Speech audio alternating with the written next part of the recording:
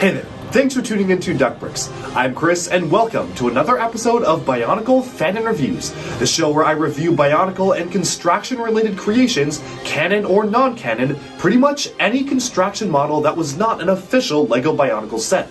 These range from the canonized 2005 Dark Hunter and Rocky builds to the more recent TTV Canon Contest builds, and now even more recently, the Duckbricks Fan and Contest winners builds, as well as just a plethora of different mocks and random non-canon builds. Really, if there's a Bionicle build that catches my eye and has instructions for it out there, I will build it and review it for this channel. So if you're a longtime fan of the channel, you may know that this is one of our oldest ongoing series, and I plan to continue it until there are no more Bionicle models to review, which shouldn't be happening for a very long time.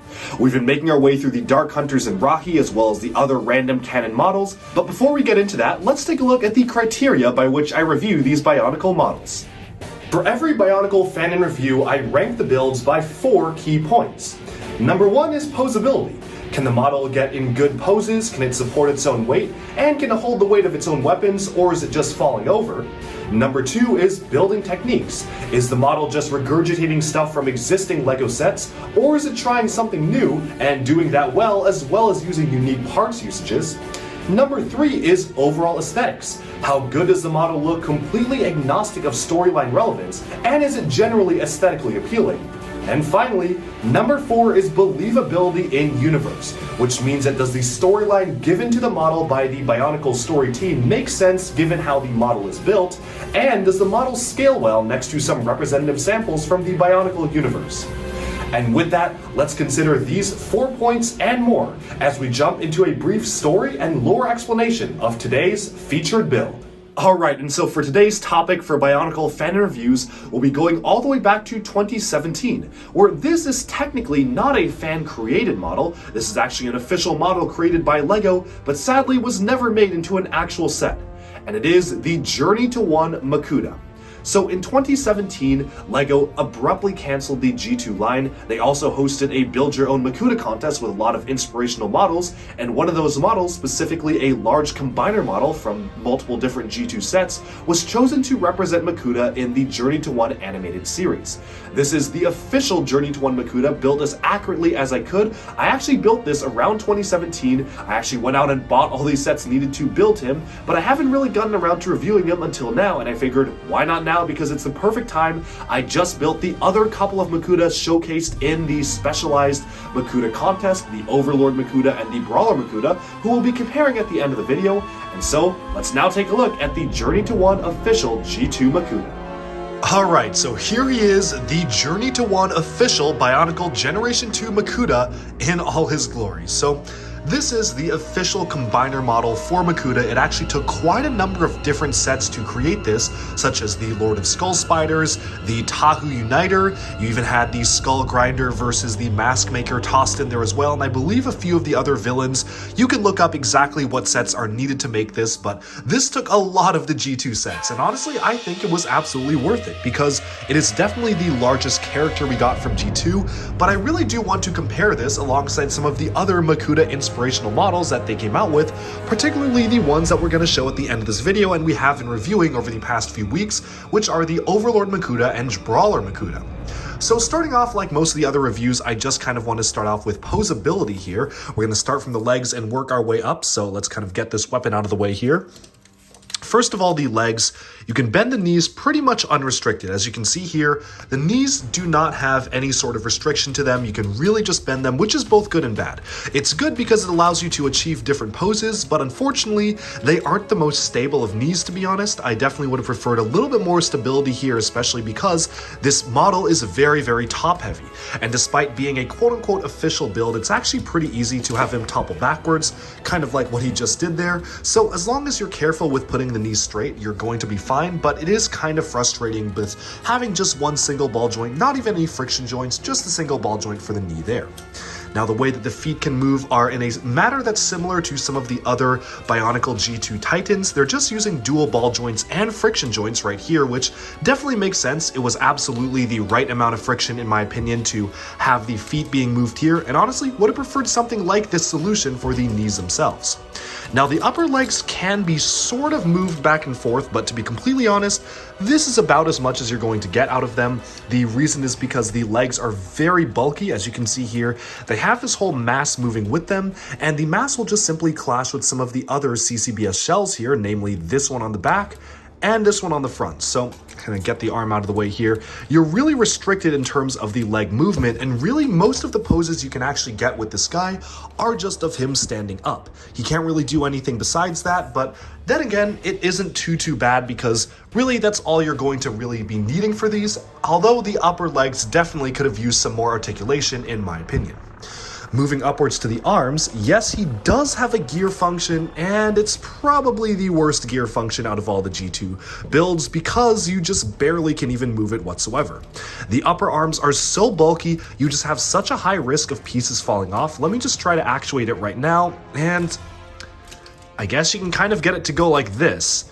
It's kind of a useless gear function in my opinion, because this is about as much as you're going to get it.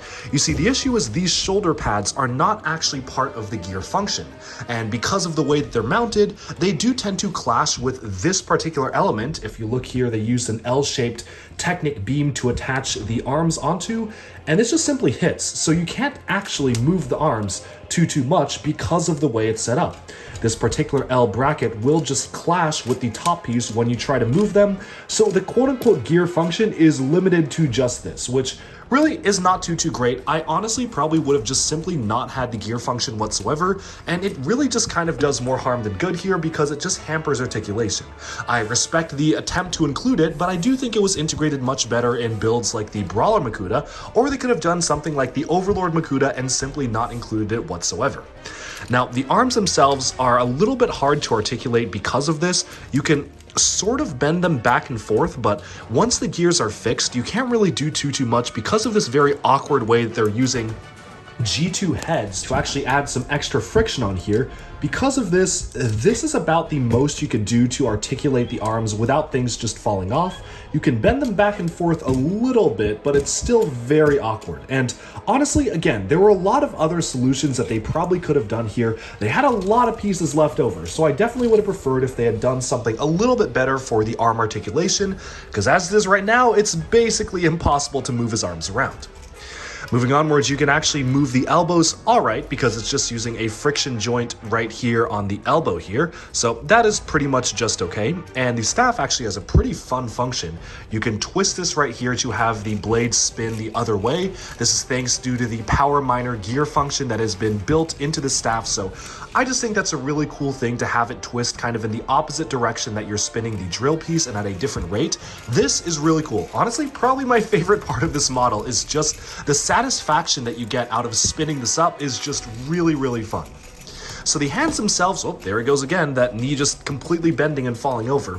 The hands themselves can be articulated on these standard CCBS ball joints, which honestly, unfortunately, does add a detriment a little bit to the articulation with the staff here. The staff is very heavy, and it's also mounted on just a single ball joint for the thumb here, so it becomes very easy for the hands to kind of flop around or not retain a pose, especially because of, again, how top heavy the staff itself is. It's just really hard to actually make a pose. Moving on to the other weapon here, you actually have a bit of another function, which I honestly find also to be very satisfying and fun. It is incredibly simple, but it's just, you can use the blades to flip out. So it's very similar to, say, the Sidorak blade function from Bionicle G1. You can literally just have a rubber band here, and it causes it to flip out in a stabbing motion. The weapons honestly are probably the best part of this build. I just really think that both of them do a really good job of being fun and dynamic weapons, from the staff having this amazing spinning feature to the blades having a really fun blade pop-out feature. These are all just really great weapons to me, and I think that the model definitely shines in the weapons department.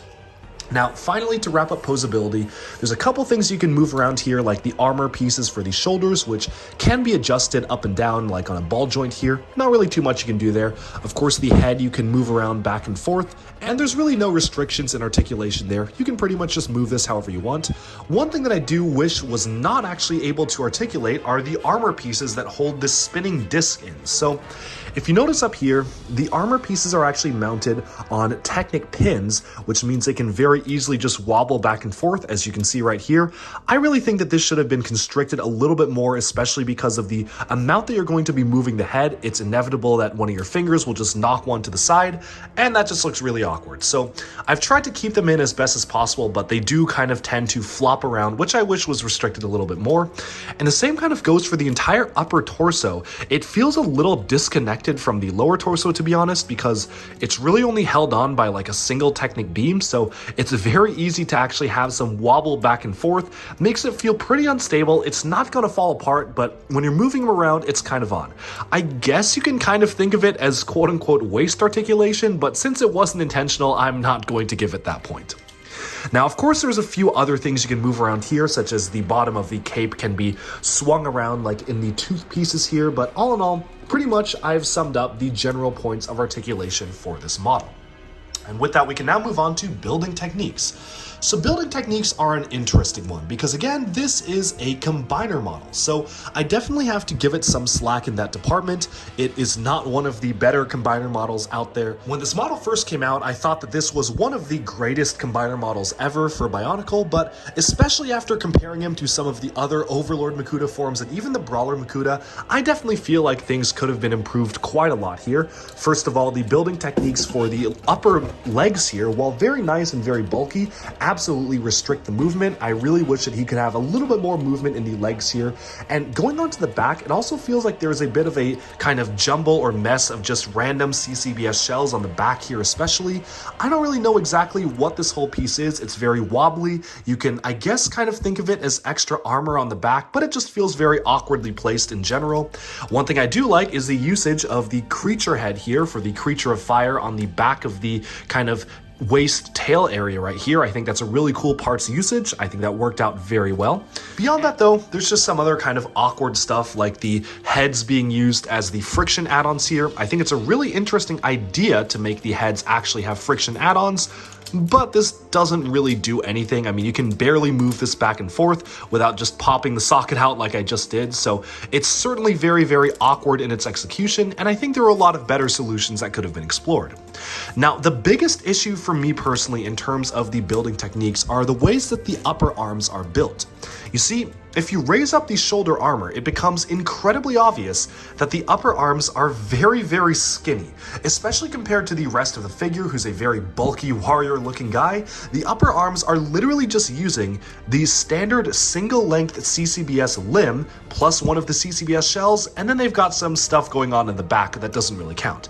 Now again, they try to cheat this a little bit by having these upper shoulder balls being added, but it's very obvious that these are separate armor pieces and not actually part of his arms. These almost look like pauldrons or big poofy kind of shoulder pads that he's wearing, and then he just has very, very skinny upper arms, which simply do not make sense with the rest of this character.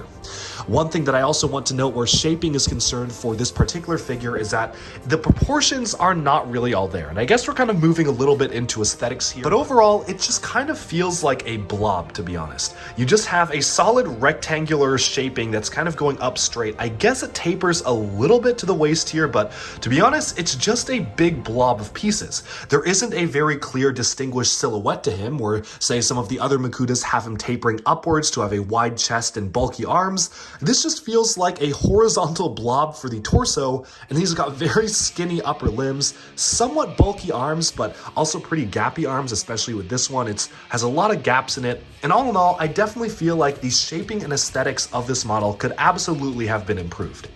That being said, he is still very intimidating. I love the building techniques of actually using the chain pieces here to have him be holding some of the masks. That is a really cool function. I think it's such a cool idea that potentially in universe he had collected these masks, or he had maybe defeated some Toa in battle and stolen their masks to wear as a belt alongside his pauldron, and maybe he could use their elemental powers by just equipping them, which is why he carries them around. Never really showcased in the story, but just a cool idea nonetheless. Honestly though, that about sums up our look at the Journey to One Makuta in terms of the 3 first main points, and now it's time to compare them alongside some other representative samples. So let's kind of get our guy off to the mill here and bring alongside some of the other samples, specifically from the Build Your Own Makuta contest. First off, I'm going to bring along Overlord Makuta.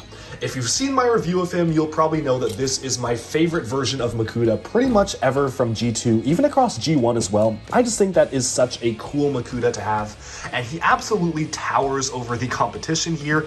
You can see that the Overlord Makuta, compared to the Journey to One Makuta, is a lot more dynamically shaped. You can still pose his arms much better than the other Makuta here, but you can very clearly see a silhouette, the body tapering downwards and then upwards. Moving onwards, we have the Brawler Makuta, who is very similar to this particular iteration of Makuta, down to the legs being built with almost the same exact building techniques. So there he is right there if you want to take a look. And of course, we're going to bring along the Protector Makuta as well. This is specifically based off of the Journey to One shorts, just to kind of be complete here. So comparing the Journey to One Makuta next to the rest of the other Makuta, honestly, I kind of have to say that it's probably one of the weakest ones. Even Brawler Makuta, who is a full-on combiner as well, does have a lot better shaping in terms of tapering the chest upwards, and honestly, I feel like the fact that Brawler Makuta has less pieces lends significantly to its favor. There are so many pieces going on with Journey to One Makuta, and there's so much bulk going on here that it's really easy to lose the silhouette with the torso, and it feels just very rectangular and boxy, especially on the front of the shoulder pads there. Brawler Makuta also does not have the problem of Journey to One Makuta because despite the arms being built in a very similar manner, these shoulder pads here are not actually shoulder pads, they're specifically attached as adjustments to the arms. So these are absolutely part of the arm and they move with the arm, which adds to the effect that this is all one large upper arm. This one, on the other hand, the shoulder pads do not move with the arms, which not only hamper articulation and make the gear function basically useless, they also have the added effect of making the arms look really skinny. And of course, the Overlord Makuta is easily the best one, although it's a little unfair because obviously Overlord Makuta is not a combiner model like these two are. He basically had access to pretty much any part across LEGO's part catalog, from the amazing ratchet joints that never appeared in a G2 set but worked really well for this build, to all the transparent purple pieces scattered throughout. I think it's just a cooler color scheme. Of course, you've got the bat wings in the back as well, so I don't think it's necessarily the most fair comparison to say that Overlord is easily the best one, but I think it's still interesting to compare this alongside this one and see that the Brawler Makuta actually succeeded in a lot more things compared to the regular Journey to One Makuta. With that though, we can now talk about the believability in universe, and honestly, I'll just give this a 10 out of 10. I can easily see this being another one or another iteration of Makuta, especially compared to these other ones. I think that works out totally fine, and obviously since this is not kind of a fan-created model, it was an official model, that fourth point doesn't really count, and I just wanted to bring these over as comparison models. Moving onwards, to talk about posability a bit, I'm going to give posability a 6 out of 10. I really am not a fan of how restricted the legs are, particularly in the upper legs. Conversely, there's too much posability in the knees, which allow them to fall backwards very easily.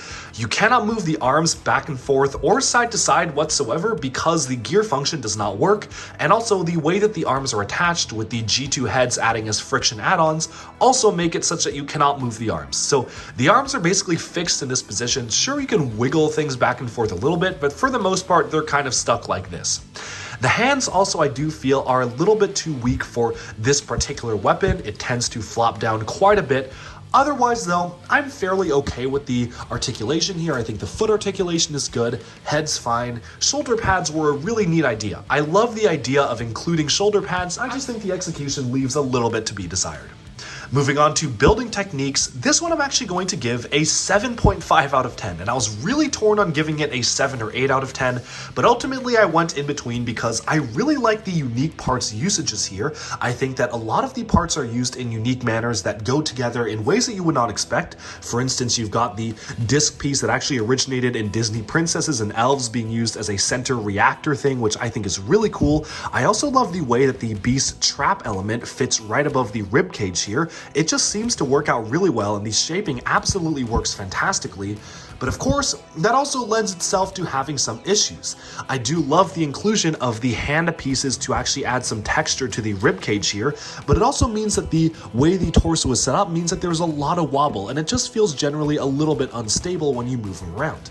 I am not a big fan of, again, the way the upper arms are built. Pretty much everything to do with the upper arms I'm not a big fan of, with the shoulder pauldrons being almost comically large and not attached to the arms, the way that the G2 heads are used to add some friction. But then overall you get to some stuff like the amazing weapons, like this really fun weapon spinning technique and the blade pop-out feature, and then that's why I wanted to kind of give it a half score, between 7 and 8. Moving on from building techniques though, in terms of the overall aesthetics, I'm going to give it a 7 out of 10, and this is in comparison to the other ones. I do think that the Journey to One Makuta is actually the weakest aesthetically looking. This may be a controversial choice, but I just feel like the other two builds are far more cohesive in terms of their structure. They have distinct silhouettes with the waist tapering upwards for both of them. The Overlord Makuta, for instance, has very stocky upper arms and legs. It really just feels like everything comes together well. Whereas this one just kind of feels like a bit of a blob. I would have preferred the chest to taper more drastically outwards if they wanted to go for a more cartoonish look. The shoulder pauldrons are almost way too cartoonishly large, and of course you've got very skinny arms, the legs can barely move, and that's really where it gets a lot of the points lost for me on aesthetics. But that's just my opinion, and I would love to hear yours. Let me know down in the comments below which of these 3 Makuta is your favorite Makuta, if you've built any of them, what was your experience building them, and would you recommend the build to other people, because I'm really curious what other people thought about having to put all these together. I just am happy that I'm able to own all of these different iterations of Makuta, and I'm especially happy to own that amazing Overlord Makuta. Check out the review linked in the description below, because I think that one's easily the best one, with this coming in second, and the official one for the storyline coming in third, surprisingly, which honestly really shocked me because this was one of my favorite builds when it first came out. But with that, we have summed up our review of the Journey to One Makuta. Let me know down in the comments below what you think of these builds, and thank you all so much for tuning into Duckbricks. Subscribe for even more LEGO news, reviews, discussion, and analyses coming your way very soon, and bye-bye for now.